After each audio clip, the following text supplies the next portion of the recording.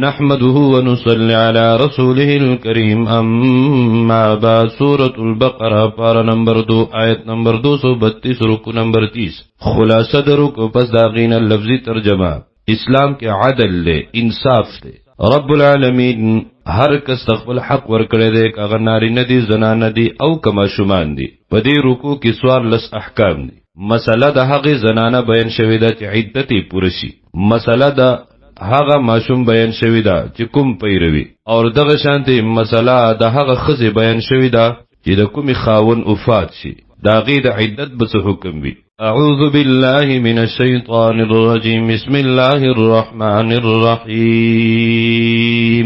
واذا طلقتم النساء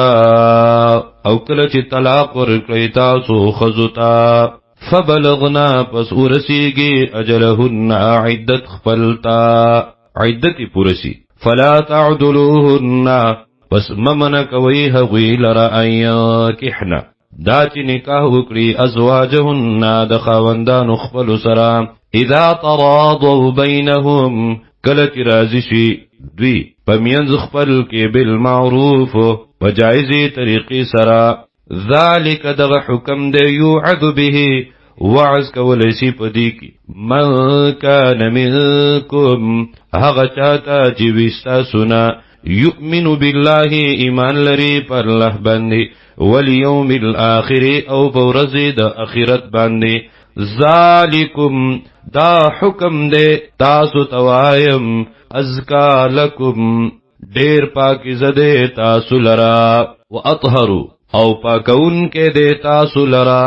یعنی کله چې تاسو په دې حکم باندې عمل وکئ د بدنامۍ او د بدکارۍ نه به بچ شئ والله يعلم الله پوهیږي وانتم لا تعلمون او تاسو نه پوهیږئ نو په دې آیات مبارکه کې خطاب خاوندانو ته اولیاء او د زنانو ته دی یعنی چې کله د هغوی عدت پوره شي نو خاوندانو ته دا حق نشته چې د بل ځای کې د نکاح نه منع کړي اولیاء او د زنانو ته دا حق نشته دی کچری هغوی د خاوند ته رجوع کوي منع کی یا بل ځکه نکاح کوي او منع کی په آیت نمبر 233 کې نه جملې دي نه حکمونه دي اول حکم والوالدات من دي چې دی یرضعن پي باور کوي اولادهن اولاد خپل ته حولین کاملین پرد وکاله ودا حکم دی لمن اراد د پاره د هغه چا چې غواړي ان یتم الرضاعه چې پوره کړي مدده د پي ورکولو دویم حکم وعلى المولود له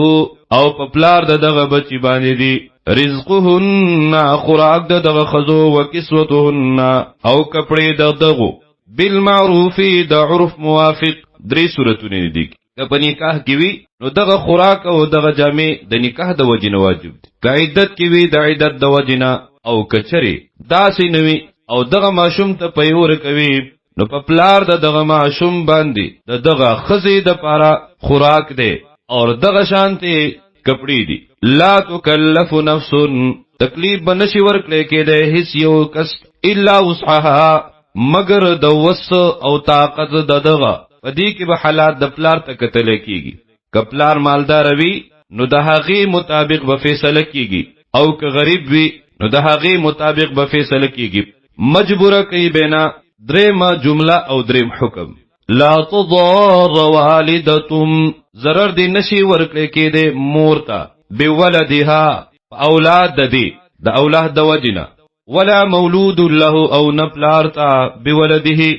بچی د هغه باندې د بچی د وجنه یعنی مور له جایز نه دی چې اجرت زیات وغواړي وسینه کېږي او مطالبه کوي مور له جایز نه دی چې انکار وکړي د پي ورکولونه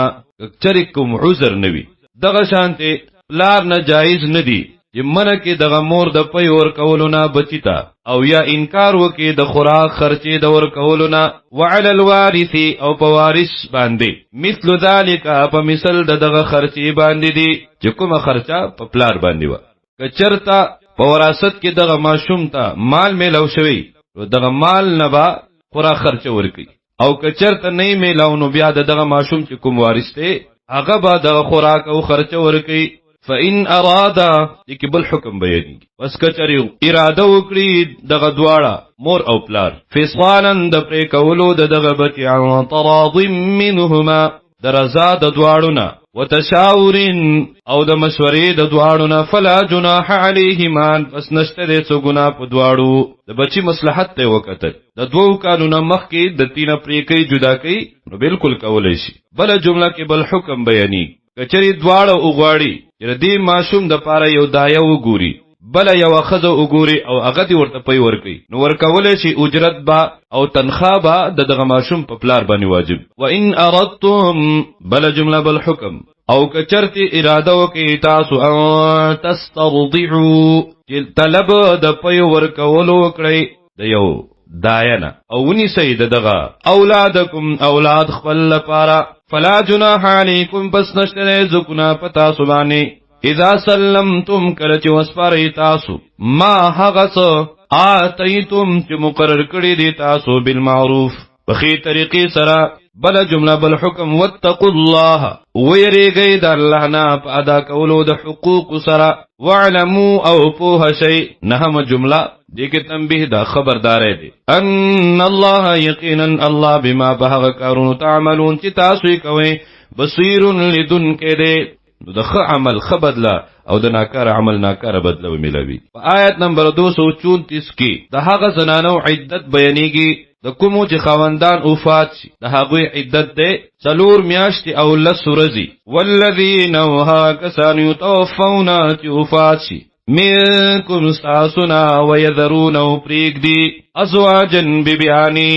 کنا بالغه دا بالغه دا او که بوډۍ ده که حامله ده او که غیر حامله ده مدخول بها ده او که غیر مدخول بها ده دا حکم ټولو ته شامل دی یتربصنا انتظار بکوي بانفسهن وزانو خپلو باندې 4 اشهر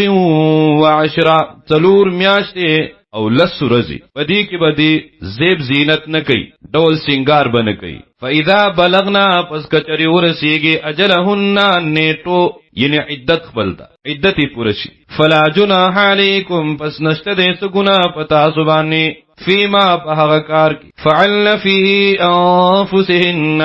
کوي دوی په بهرا د ځانونو خپلو کې بالمعروف په جایزه طریقې سره چې هغه نکاح ده والله بما تعملون خبیر او الله په هغه څه چې تاسو یې کوي خبردار دی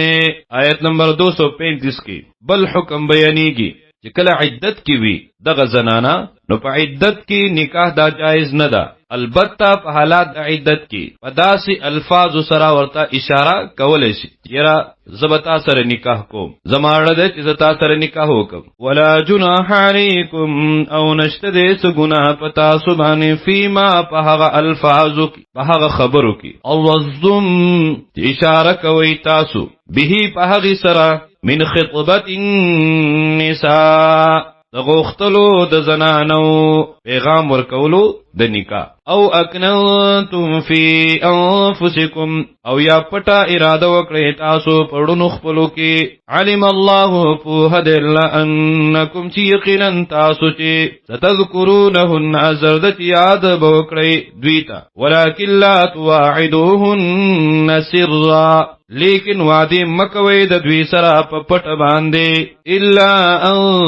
تقولوا مگر دا چې وای تاسو قولا معروفا خبره جاګه صرف اشاره ده اشاره د نکاح ده ولا تعزموا او قص اراده مکوي عقده النکاح د تړلو د نکاح د کولو د نکاح حتا تر دی یبلغ الكتاب چې ورسیږي عدت اجله نیټه خپلتا عدت پوره شي داغینه پس بیا اجازت وعلموا پوها شي ان الله یقینا الله يعلم فيه ما په غصبن في انفسكم يبنم سنو استاسو کې فاحذروه پس ویریږئ د هغنا وعلموا او پوها شي ان الله یقینا الله غفور حلیم بخون کې صابر دی